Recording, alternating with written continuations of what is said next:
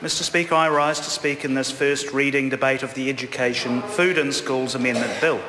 So I absolutely sympathise with the intention of the member David Shearer in bringing this bill before the House. As a former teacher, he's spoken about the impacts that going to school hungry can have on the pedagogical outcomes we would seek to have delivered in our New Zealand schools.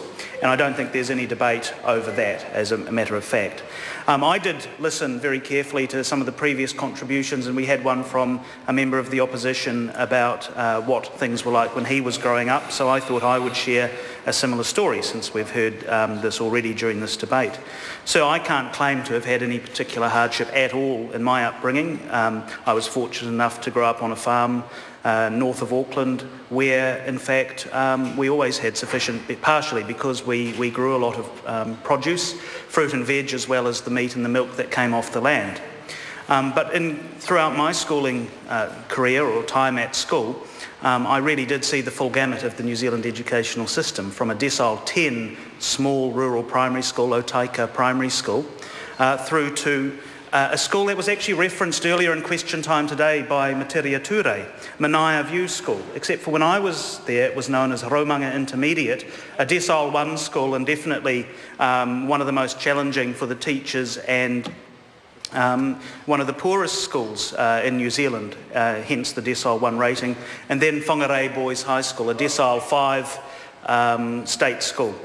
Now, sir, I think it is absolutely something that we would all agree that having children go to school hungry is an issue that needs to be addressed, and that's why this government has put in significant effort and funding to the tune of $9.5 million to set up the Kickstart program to provide breakfasts in schools. And this program has provided 3.4 million breakfasts, and actually more every week, 100,000 or so every week, reaching 26,000 children on a weekly basis.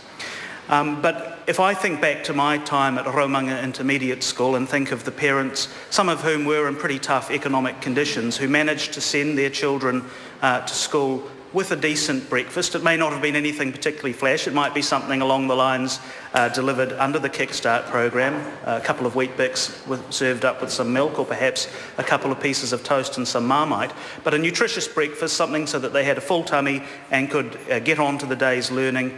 Then I think this is something that this government would want to see happen. But we don't want to take away from the responsibility of parents to make sure that their children are turning up to school nutritionally able to undertake a day's learning. So there are other complexities that this legislation would introduce and challenges. By making it a responsibility of the state rather than allowing schools to access the program that's a partnership between Sanitarium and Fonterra alongside community involvement in running a breakfast club, but by making this a responsibility of the state, we face huge issues in terms of the management of schools, including capital issues in schools around setting up kitchens and spaces to prepare food, when the vast majority of parents, as we know, are perfectly able and capable of making sure their children take a packed lunch to school or potentially have access to the school tuck shop.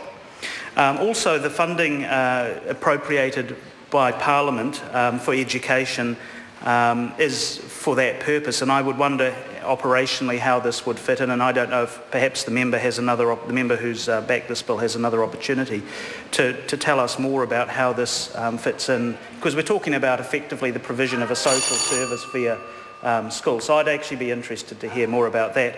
But because of the complexities that we've identified, plus also the lack of necessity, given we already have the Kickstart Breakfast program, I personally won't be supporting this bill any further. Thank you, Mr. Speaker.